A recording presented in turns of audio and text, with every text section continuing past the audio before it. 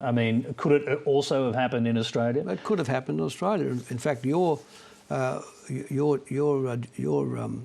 chief executive officer made the very same point in a speech a year or so ago.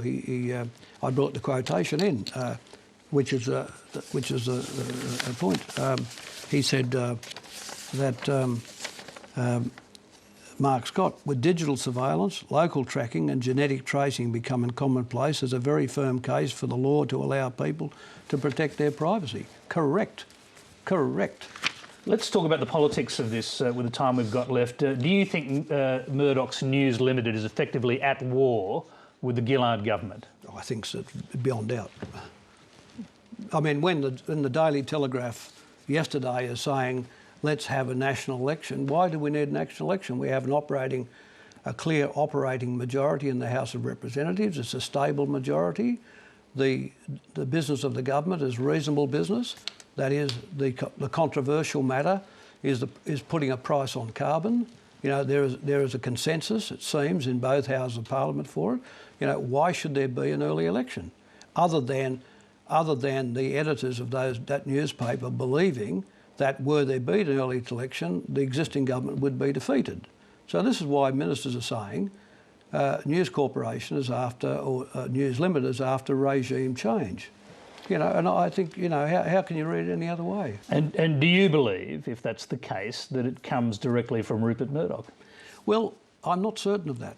I'm not certain. I think what matters to Rupert Murdoch mostly is the economic performance of his organisation. I think the test for him is what their EBITDA, what their earnings before interest and tax is, rather than the expression of policy for every publication. And yet, dealing with Rupert Murdoch has been something that Prime Ministers have always had to do. In fact, you gave some advice to Tony Blair before he became Prime Minister on how to deal with Rupert Murdoch, as reported by Alastair Campbell. Murdoch is a big, bad bastard. No, I never said that. You didn't say that? No, that's some... Alastair Campbell That's some donkey who worked for Campbell said that. No, right. I never said that. No, I said the only way to deal with any of these proprietors is from a position of strength. That's the only way to deal with them.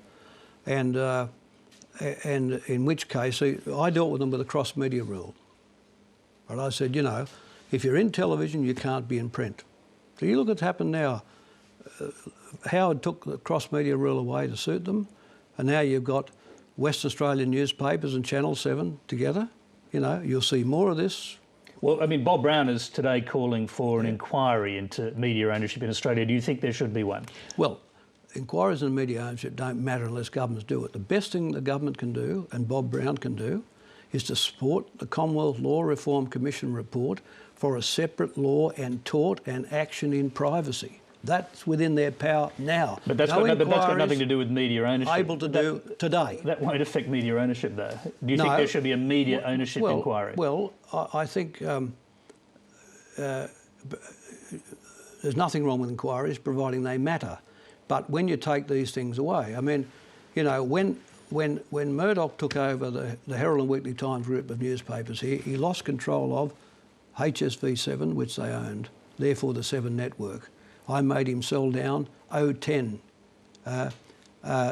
as well as that, the APN set of newspapers, which are now controlled by the O'Reillys. He lost control of the West Australian, for instance, you know. And you've just got to be hard with these guys, you know. He said to me when we were doing this legislation, but if I buy the Herald and Weekly Times, why can't I keep O10? I said, because that's not how the rule is going to operate. That's why. Let me ask you this, because we're nearly out of time. Should the News of the World scandal and the questions in Britain over whether Murdoch is a fit and proper person to run a major broadcaster, should that affect the government's decision, pending decision, on whether Sky, partly owned by Rupert Murdoch, gets the $223 million public contract to broadcast Australia?